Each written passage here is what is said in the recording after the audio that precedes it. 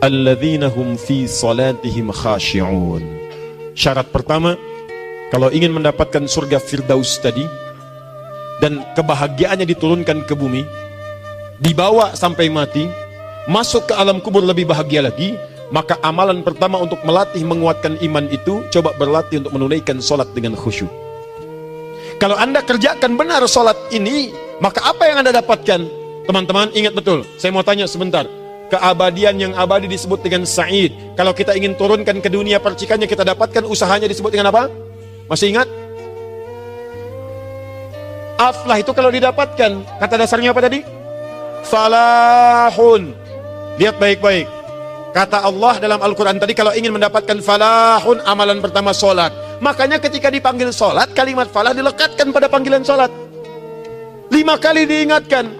Begitu muadzin kemudian azan memanggil Anda, hayya 'alas shalah. Anda bertanya, ya Allah kenapa kami mesti sholat? Dijawab, hayya 'alal falah. Yuk, pagi yuk. Yang sejati datang sini. Belum dapat sujud, belum dapat ruku, saya berikan. Makanya ketika orang sholatnya benar, dia akan mendapatkan 5 keutamaan. Saat di dunia nih, belum ke akhirat, 5 keutamaan yang tidak diberikan pada orang yang tidak sholat. Atau orang sholat tapi sholatnya nggak khusyuk. Sebab syarat mendapatkannya khusyuk. Alladzina hum fi sholatihim khasyi'un. Bukan alladzina hum fi sholatihim saja, tapi ada kalimat khasyi'un. Artinya yang tidak khusyuk saja nggak akan dapat, apalagi yang nggak sholat. Apa yang 5 ini? Lihat baik-baik. 1. Orang yang sholatnya benar, pertama kali sebelum mendapatkan kebahagiaan hakiki dari Allah Subhanahu wa Ta'ala, akan dirubah dulu perilaku hidupnya menjadi perilaku yang lebih baik. Kalau orang itu sholatnya benar, maka sholat itu akan melatih dia untuk berubah, bertransformasi jadi orang baik. Itu ada di Quran surah ke-29 ayat ke-45. Innas sholata tanha 'anil fahsya'i wal munkar. Sumber keburukan cuma 2, kalau bukan fahsya itu munkar. Maaf, pornografi, porno aksi, LGBT, kata-kata jorok, kotor itu fahsya. Di orang sholat kata Allah, mustahil berkata-kata kotor. Orang sholat tidak akan pernah mencela. Orang sholat tidak punya kata-kata jorok. Jadi kalau ada sekarang orang yang sholat senang mencela orang lain, itu berarti ada masalah dalam sholatnya. Dan dia belum dijamin sebagai ahli surga terbaik. Dan hidupnya nggak bahagia. Nggak bahagia. Aneh nih. Sholat tapi senang celah orang. Aneh. Aneh. Yang paling bahaya adalah menikmati celahannya. Itu yang paling aneh. Anda ngaji. Anda ikut taklim. Taklimnya sesuai Quran, taklimnya petunjuk sunnah. Anda sholat, Anda puasa, tapi Anda masih senang mencela orang lain dan menikmati celahan itu. Kalau nggak mencela, kayaknya nggak komplit kehidupan. Maka ada yang salah dengan ibadah Anda. Ada yang keliru. Karena mustahil taat bertemu dengan maksiat, itu mustahil. Mungkar, keburukan yang diingkari oleh hati, sumbernya nafsu perut dengan akal. Bohong, mencuri, menipu, membunuh, merampok, membegal, mabuk dan sebagainya. Itu namanya mungkar. Orang sholat gak mungkin mengerjakan mungkar. Jadi kalau sholat kita benar, cukuplah Anda sholat, maka Anda akan jadi orang baik. Makanya kata Nabi, Anda punya anak dari kecil ajarin sholat. Sholat, kalau naik jadi balik, kerjakan terus. Kasih pelajaran membuat dia mengerti. Kalau masih susah, berikan pelajaran. Ini sering diterjemahkan dengan memukul. Mukul di Arab beda dengan konteks mukul sekarang. Mukul di Arab tuh ngasih pelajaran supaya ngerti. Anda bisa terjemahkan dengan konteks lain. Uang jajannya tahan, yang kesukaannya simpan dulu. Bisa dengan konteks kekinian, tapi poinnya, kenapa anak Anda dari kecil ajarin sholat, sampai kenalkan dengan masjid, ajari 3 tahun bawa ke masjid, kenalkan dengan masjid, gak ada masalah lari-lari itu sebelum waktu sholat. Kenalkan dulu. Dulu orang-orang tuh begitu, sebelum waktunya dikenalkan, jalan, begitu lari, biarin dulu. Setelah itu diberi pengertian, nah, ini bukan tempat berlari, yang berlari di sana nanti, yang di sini nanti akan ada orang-orang baik semuanya. Terus Anda lihat berbaris, baris rapi. Kalau pengen baik, ikutan baris nanti. Terus nanti ada yang mimpin di depan, namanya imam. Imam itu siapa ya? Tetangga kita bukan yang Pak Imam. Bukan. Bukan. Kalau tetangga kita, namanya Imam S. Arifin. Kalau yang ini imam sholat namanya. Imam sholat itu nanti akan pimpin, menyembah Allah. Allah siapa ya? Allah itulah yang memberikan ayah rizki. Allah itu yang memberikan ayah rizki sehingga bisa beli tobot buat kakak. Beli robokar poli, ini yang poli, ini yang embers, ini yang heli, ini dulu kakak semuanya tuh, yang kasih Allah. Nanti kalau kakak bagus bisa ikut rapi di sini, Allah akan senang, akan ditambah lagi oleh Allah. Oh begitu ya, datang, begitu caranya. Ini bukannya waktu sholat belum dikenalin tadi bawanya main-main di masjid. Bahkan ada yang agak repot lagi, di rumahnya susah diatur, dibilang, kamu ini susah diatur, main sana ke masjid, disuruh main, ya main di masjid. Yang salah bukan anaknya, orang tuanya. Apa rahasianya anak itu disuruh ke masjid, suruh sholat? Rahasianya, begitu anak itu sholat dengan baik, maka dia akan tumbuh jadi anak baik di kemudian hari. Itu maksudnya. Nah, sekarang saya agak bingung ini, pendidikan TK sekarang salah sih? Enggak, cuma saya agak bingung mikirnya. Ini anak belum diajarin sholat, udah diajarin manasik. Itu bagaimana cara berpikirnya Ferguson? Agak repot saya mikirnya tuh. Ya. Walaupun salah sih enggak, cuma saya bingung gitu. Kenapa nggak dikerjakan tahap yang pertama dulu? Tangga itu kan berurutan.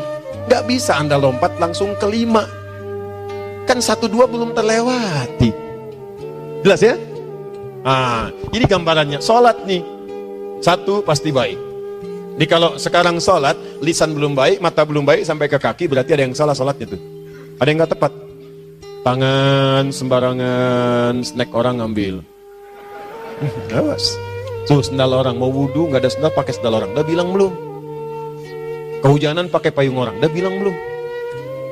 Ya kan gampang Ustaz. Ini kan juga mungkin diikhlaskan karena Allah. Ya ikhlas, cuman pakainya belum minjam. Bagaimana kalau sedang pegang payung itu keluar, Anda meninggal? Nah, coba mikirin ke situ. Coba ke kantor. Kalau didorong proyek yang nggak jelas, minta tanda tangan, pikirin dulu bagaimana kalau meninggal. Kemarin saya sama teman-teman artis, saya katakan begini, Anda ya, kalau Anda mengaji dengan saya, jangan pernah menerima peran maksiat. Walaupun itu sekedar adegan, tapi itu maksiat. Kalau bayangkan ketika Anda memerankan itu, Anda diwafatkan oleh Allah Subhanahu Wa Taala. Maka demi Allah saya katakan tidak ada faedahnya Anda ngaji sekarang, ngaji besok. Ketika Anda menerima peran itu, Anda wafat dalam keadaan bermaksiat di hadapan Allah Subhanahu Wa Taala. Maka saya pun katakan pada Anda, ayo belajar yang betul, pahami, bangun sholat, belajar, dalami seperti orang tua kita dulu. Tinggalkan nyontek, budaya yang nggak jelas. Rasakan ketika nyontek Anda wafat. Apa yang Anda dapatkan?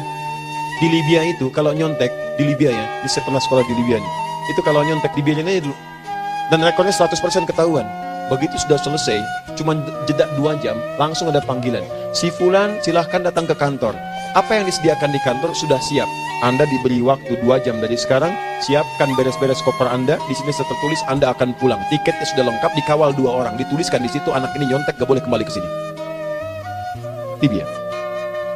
Gak ada zero tolerance bagi yang seperti itu. Keluar. Kami gak terima di sini. Harusnya begitu. Gak ada faedahnya. Yang kita butuhkan amalan dari ilmu, bukan nilai-nilai itu sementara. Gak ada. Sudah. Nah ini akhirnya begini kualitasnya nih. Tertulis di ijazahnya bagus, cum laude, IPK-nya 4, tapi nggak ada aplikasinya. Yang pintar banyak, kita butuh yang baik, pintar yang baik. Sekarang yang pintar banyak, kepintarannya dipakai untuk nipu orang. Itu yang bahaya. Ahli hukum banyak yang dihukum. Ahli ekonomi tidak bisa mengangkat perekonomian. Apa yang salah? Apa yang salah? Ini yang jadi persoalan.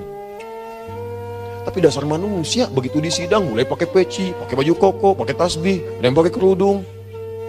Luar biasa. Nih, 2. Orang kalau sholatnya benar, Allah akan berikan ketenangan dalam jiwanya. Tenang hati. Jangankan musibah kecil, musibah paling besar pun tenang aja dia. Tenang, dia paham rumusnya. Allahu Akbar. Turun Quran. Surah ke-13 ayat ke-28. Ala bidzikrillahi tatmainnul. Yakinkan pada dirimu, zikir kepada Allah membuat hati tenang. Di antara turunan zikir amalannya adalah sholat. Dari mana taunya? Quran surah ke-20 ayat ke-14. Innani anallahu la ilaha illa ana fa'budni wa aqimis salata lidzikri. Saya Allah, kata Allah ke Nabi Musa. Tidak ada Tuhan selain saya, sembah saya. Bagaimana menyembahmu ya Allah? Tunaikan salat sebagai zikir kepada saya, zikir. Nah, maka kalau Anda sedang tidak tenang, ayo ke masjid. Banyak zikir itu, baca Quran zikir. Quran surah 15 ayat 9. Inna nahnu nazzalna dzikra. Kami turunkan Al-Quran sebagai zikir. Jadi kalau Anda sedang baca Al-Quran, Anda sedang berzikir. Ibu kalau sedang nggak tenang, Bu, gelisah, nggak enak, nggak usah mengeluh, apalagi bikin status gak karuan. Ibu wudhu, ambil mushaf baca. Begitu sedang baca ada ketenangan dalam jiwa. Berdoa, zikir. Kalau sedang nggak tenang, besok ada proyek, doa dulu. Doa itu memberikan ketenangan. Makanya doa disebut dengan zikir. Quran surah ke-7 ayat 205. Wadhkur rabbaka fi nafsika tadarruan wa khifatan wa dunal jahri minal qaul. Ayo berzikir, minta kepada Allah dengan segenap jiwamu, mohon dengan penuh ketawaduan. nanti ketenangan diberikan. Menghafal Quran, baca itu zikir. Quran surah ke-54 ayat 17, 22, 32, 40. Walaqad yassarnal Qur'ana lidzikri fahal min muddakir. Menyebut nama Allah Al-Asmaul Husna itu zikir. Sedang ada persoalan, ya Allah, ya Allah, ya Allah, ya Rahman, ya Rahim, ya Malik, ya Qudus, ya Allah, ya Allah, ya Allah, ya Allah. Zikir. Dalilnya Quran surah kedua ayat 152. Fadhkuruni adzkurkum. Sebut namaku, zikir. Apapun akan mengingatmu. Gimana menyebutnya? Ditafsir di Quran surah 17. Ayat keberapa? 110. Qulid Allah awid Rahman ayyamma tad'u falahul asmaul husna. Sebut nama Allah. Itu menenteramkan pada jiwa. Sedangkan sholat gabungan dari semua zikir tadi. Bukankah dalam sholat Anda baca Al-Quran? Bukankah dalam sholat Anda menghafal Al-Quran? Bukankah dalam sholat Anda berdoa? Bukankah dalam sholat Anda istighfar? Anda mohon digabungkan semua itu. Amalan sholat menggabungkan semua jenis zikir. Masa Anda nggak tenang juga? Makanya sholat, jangankan sholat ya, tempat sholat itu yang menenangkan. Tempat sholat, tempat paling tenang di muka bumi. Kalau nggak percaya silahkan ya, Anda sebelum masuk ke Istiqomah ini, begitu Anda masuk kan perasaannya beda kan? Lain. Silahkan cek, kalau cari ketenangan datang ke masjid. Masuk, wudhu masuk, sholat 2 rakaat, tenang. Dekat kipas angin, saking tenangnya, plek, ngantuk tidur. Beneran. Enak. Makanya saat Ramadan kalau orang pengen cari ketenangan, lihat. Di perusahaan-perusahaan penuh tuh musola, pada tidur. Ya, mengamalkan hadis palsu. Ya, dia musaim ibadah, tidurnya orang puasa ibadah. Hadis palsu. Nah, itu teman-teman. Itu gambarannya tiga. Orang yang salatnya khusyuk benar, itu dijamin langsung oleh Allah Subhanahu wa taala akan dimudahkan semua urusan hidupnya termasuk rezekinya. Ini yang saya katakan.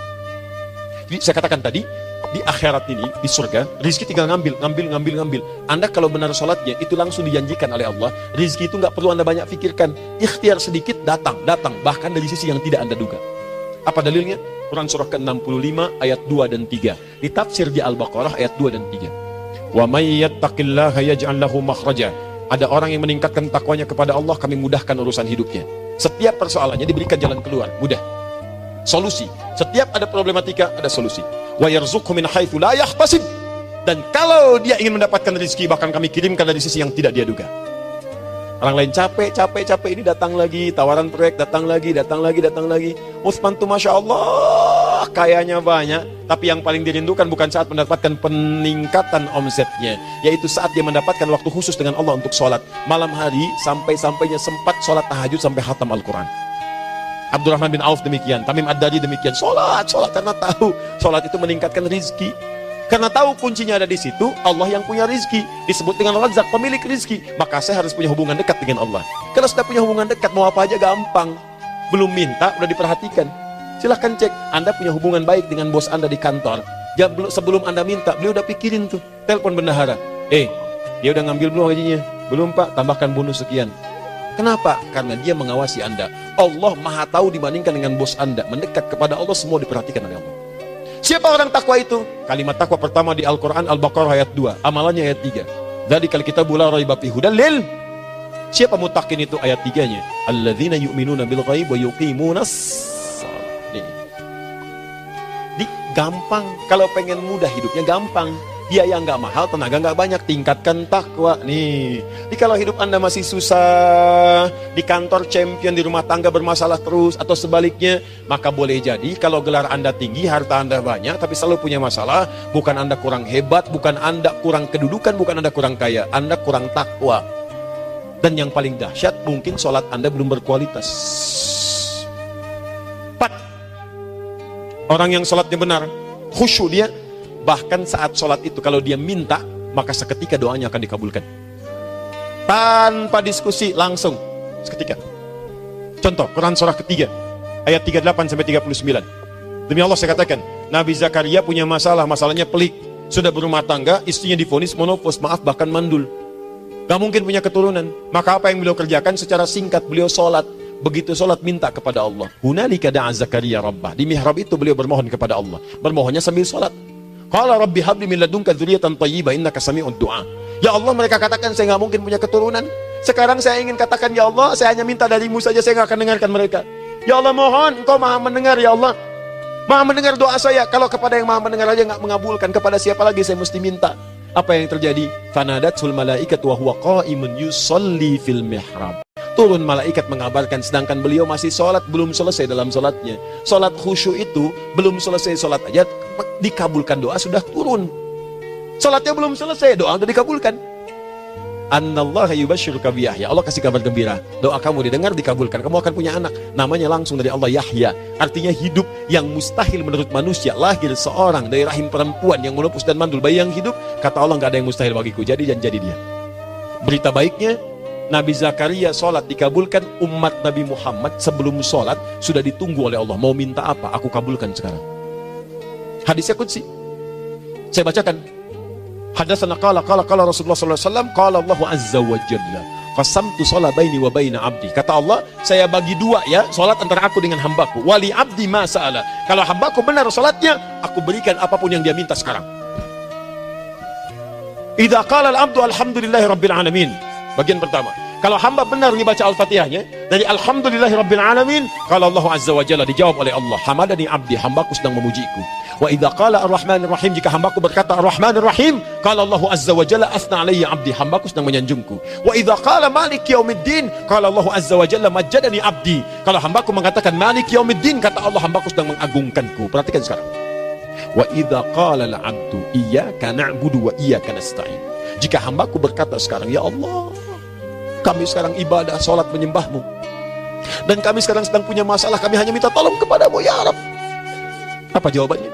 Beda dengan sebelumnya. Kata Allah, hadza baini wa baina abdi, inilah perjanjian antara aku dengan hambaku. Wali abdi, kalau hambaku benar khusyuk sholatnya sampai detik ini, baru sampai Al-Fatihah itu pun belum tuntas, baru sampai Al-Fatihah itu pun belum tuntas, kalau benar bacaannya betul sholatnya dari takbir sampai dengan selesainya, sampai ayat itu iyyaka na'budu wa iyyaka nasta'in, kata Allah, masalah apapun yang dia minta sekarang aku akan kabulkan. Besok saya kasih rahasia yang di KBP, ada awal pembuka di awal sebelum Al-Fatihah yang kalau anda benar bacanya itu pengantar kepada pengambulan doa di Al-Fatihah. Apa itu? Besok. 5. Yang kelima ini yang paling diharapkan, dan ini penutup dalam kajian kita malam ini. Teman-teman sekalian, perhatikan baik-baik. Jika anda benar mengerjakannya, maka Allah akan jamin langsung anda akan mendapatkan kesuksesan dan kebahagiaan di semua aktivitas anda. Kalau jadi suami, suami yang sukses, rumah tangga yang bahagia. Kalau jadi pegawai, pegawai yang sukses, dan di kantor bahagia. Masih ingat? Kesuksesan yang menghadirkan kebahagiaan, konteksnya dunia disebut dengan falah, dipegang disebut dengan aflah. Dikembalikan lagi ke atas, ke surah ke-23 ayat 1 dan 2. Qad aflahal mu'minun. Apa amalannya? Alladzina hum fi salatihim khashi'un. Persoalannya, kalau anda sholat belum mendapatkan satu di antara 5 ini, apa masalahnya? Pertama masalahnya, kata Al-Quran, boleh jadi yang sholat itu belum khusyuk. Apa itu khusyuk? 2 maknanya, dan saya tutup di sini. Apa yang 2 itu? 1, kebanyakan orang sholat masih membawa dunia dalam sholatnya. Makanya kalau pengen khusyuk, kata Allah, maka anda rasakan akan bertemu Allah. Rumusnya Quran surah kedua ayat 45-46. Rasakan secara singkat, mungkin itu sholat terakhir yang anda akan kerjakan dalam kehidupan. Mungkin di sholat itu anda wafat. Kata Allah, alladzina yadhunnuna annahum mulaqu rabbihim. Orang khusyuk itu sudah kelihatan dari sebelum sholat, dia sudah merasa persiapan menghadap Allah. Persiapan ke manusia aja, dia sudah siap-siap, mandi dulu, ganti pakaian, pakai parfum, macam-macam dan sebagainya, hanya memenuhi undangan manusia. Allah mengundang anda 5 kali dalam sehari. Ya maaf, mengabulkan doa anda, mencukupkan kebutuhan, menyembuhkan kalau sakit, disiapkan anda. Harusnya apa? Penampilan sempurna. Kata Quran, orang khusyuk itu kelihatan sebelum sholat, pakaiannya kelihatan. Quran surah 7 ayat 31, ya bani Adam khudhu zinatakum inda kulli masjid. Hai anak cucu Adam, kalau tiba panggilan dari masjid, kenakan pakaian terbaikmu. Di anak cucu Adam tuh kelihatan. Kalau orang khusyuk, begitu azan kelihatan pakaiannya lain, pakaiannya indah. Khudhu zinatakum, kenakan pakaian terbaikmu. Dipakai, bertemu Allah, bertemu manusia aja pakaian bagus-bagus. Ini aneh ya, ada orang salah ibadah aja, orang salah ibadah pakaiannya bagus-bagus. Lihat di hari-hari tertentu, besok tuh orang mau ke tempat masing-masing tuh, ada yang pakai jas, pakai dasi, pakai batik, pakai kebaya, anaknya dibawa, dikuncir 2, bawa manisan macam-macam. Mau salah ibadah aja tampilan bagus. Masa antum yang benar ibadahnya nggak bagus? Bedakan pakaian futsal, pakaian sholat ganti dengan yang sholat. Ini gimana pakaian sholat pakai pakaian futsal? Depannya gambar Messi, belakang Ronaldo. Repot. Malaikatnya juga bilang, kamu salah baju, harusnya Luka Modric.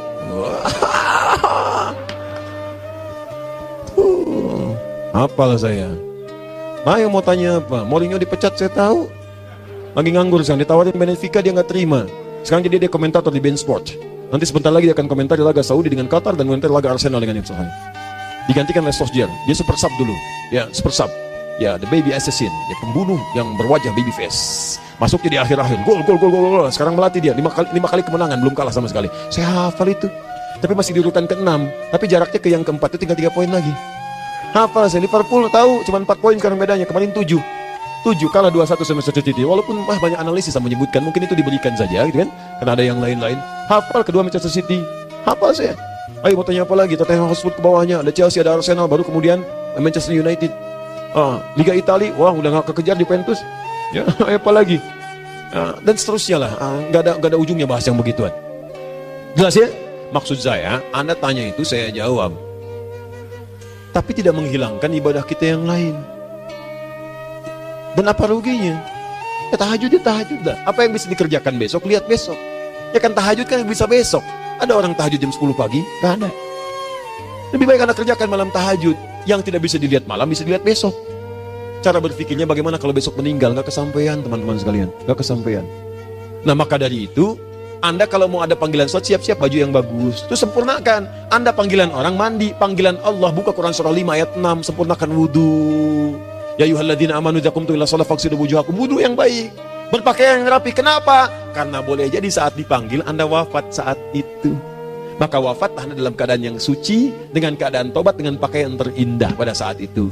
Yang kedua, maaf, orang-orang kurang khusyuk itu saya tutup. Yang kedua itu karena kebanyakan orang sholat tidak paham, tidak mengerti apa yang dibaca dan dilakukan dalam sholatnya. Jujur pada diri sendiri, jawab pada diri Anda. Sampai sekarang Anda sholat, berapa persen bacaan sholat yang Anda pahami? Jangan-jangan selama ini Anda sholat ribuan kali sujud, ribuan kali ruku, gak ada yang paham yang dibaca. Sekian persen yang paham, bagaimana sholat Anda bisa khusyuk? Pekerjaan Anda dipahami, urusan akhirat Anda gak dipahami. Di mana cara berpikirnya? Aku yang bagaimana atau engkau yang harus bagaimana? Ya, coba berubah. Nah ini baru satu amalan, belum yang lainnya. Ada 5 amalan lagi yang kalau kita bisa turunkan itu, selain sholat yang khusyuk, maka jaminan tadi akan datang. Baru sholat khusyuk aja 5 datang, apalagi ditambah dengan 5 amalan lainnya lagi. Demi Allah saya katakan, dunia kecil sekali, gak ada nilainya. Akhirat aja enak, nikmat. Saya ketemu Ustaz Arifin beberapa waktu lalu, dan kita doakan semoga Allah berikan kesembuhan, kesehatan. Saya datang, biasa kita ada berdoa, duduk. Bang istirahat, bang butuh istirahat, umat udah nunggu. Dah gak usah mikir yang lain, karena beliau cerita masjid, cerita zikro, cerita mana. Ya insya Allah, ditipin ini, ditipin itu dan seterusnya. Dan yang paling indah adalah, bang kita saling panggil weekend. Nikmat, gak ada yang senikmat ini. Zikir, Allah, doa. Nah bayangkan sakit tapi masih nikmat gitu. Nikmat. Iya bang, saya paham. Istirahat dulu. Banyakkan nanti orang jengkuk. Saya pamit dulu ya, supaya bisa istirahat, supaya tenang. Lama kita pegangan tangan, ngobrol, saling mendoakan. Itu nikmat. Dan cara berpikirnya kalau sudah pakai iman, semua nikmat. Ada uang nikmat, gak ada uang nikmat, sakit nikmat, karena cara berpikirnya lain. Nanti kita bertemu lagi, saya terangkan pada Anda, dan saya contohkan satu kisah. Bahkan ketika ada orang yang diuji Allah dengan ujian yang sangat luar biasa, yang menurut sementara orang itu ujian sangat luar biasa menggetarkan jiwanya dan susah untuk bertahan, tapi orang ini nikmat saja menjalaninya. Nikmat.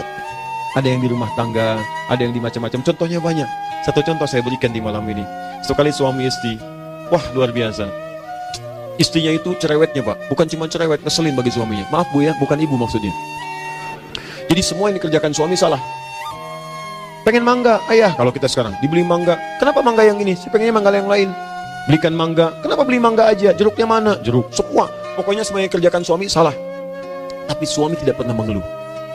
Ini kerjakan, itu kerjakan. Satu kali, perhatikan cara memandangnya. Ketika iman sudah masuk ke dalam jiwa, kata temannya, akhi, istri kamu ini begini nyusahin kamu, kenapa kamu gak cari yang lain? Kan gampang ada syariat, udah pisahin aja cari yang lain, kamu tenang ibadah. Apa jawabannya? Hey, Allah sudah turunkan surga ke saya lewat dia. Kenapa kamu meminta saya untuk menjauhinya dan meninggalkan surga saya? Ini cara melihat dia. Bukankah ketika ada berbagai keluhan saya sabar? Bukankah sabar mendekatkan saya ke surga? Allah kirimkan tipikal istri seperti ini supaya mendekatkan saya ke surga. Dengan itu kan saya banyak pahala. Saya sabar, pahala banyak. Sudah Allah berikan pahala kepada saya. Kamu malah nyuruh saya untuk berpisah dengan pahala itu. Perhatikan cara berpikirnya. Indah. Kalau rumah tangga seperti ini semuanya enak. Suaminya biasa-biasa, istrinya cantik, luar biasa. Begitu berdandan kelihatan, kata suaminya, Masya Allah, wajahnya tak berpaling, mata tak berkedip. Kata istrinya, ya zauji madhabik, sayang kamu kenapa? Wallahi syakiran lillah bihadari, demi Allah aku bersyukur mendapatkan istri secantik kamu. Kata istrinya, nahnu fil jannah zauji, kita berdua di surga. Kata suaminya, kok bisa begitu jawabanmu? Iya, kamu bersyukur dengan keadaanku, aku bersabar dengan keadaanmu. Catat. Bukankah orang syukur dan sabar di surga? Tuh lihat, canda-canda orang-orang soleh itu begitu. Nikmat ketawa walaupun nyelekit di hati. Cuman bawaannya enak gitu. Nah, nanti itu ada tuh, nanti saya turunin tuh. Yang di rumah tangga, yang ini, yang itu nanti. Kapan? Pertemuan berikutnya. Jadi kita cukupkan dulu di malam ini apa yang kita pelajari supaya nanti nggak terlampau banyak kita dapat materi, cuma sayang sedikit mengamalkan. Saya sudah tuangkan di sini, banyak saya tuliskan termasuk di keluarga, di macam-macam. Ini saya tulis tapi silahkan Anda baca, kalau ada manfaat silahkan dapatkan, kalau ada yang kurang silahkan sampaikan untuk dikoreksi. Semoga Allah muliakan kita semua insya Allah. Sekali lagi, perbaiki hidup, jangan banyak mainnya, dan sudah, jangan banyak membuang dengan yang sia-sia apapun yang dihadapi. Sekali lagi, tolong jaga kondusivitas, bantu negara kita, ketertiban, keamanan. Kalau saya menyampaikan sesuatu ada singgungan dengan yang kekinian, itu maksudnya koreksi masukan-masukan supaya diperbaiki. Tapi tetap dalam urusan pemilihan kita punya pilihan masing-masing yang tidak boleh dipaksakan. Jelas ya? Baik, jadi ya, saya sampaikan sekali lagi. Pertama, pilih mana? Anda dipaksa harus ikut, atau yang kedua, kita bebas memilih sesuai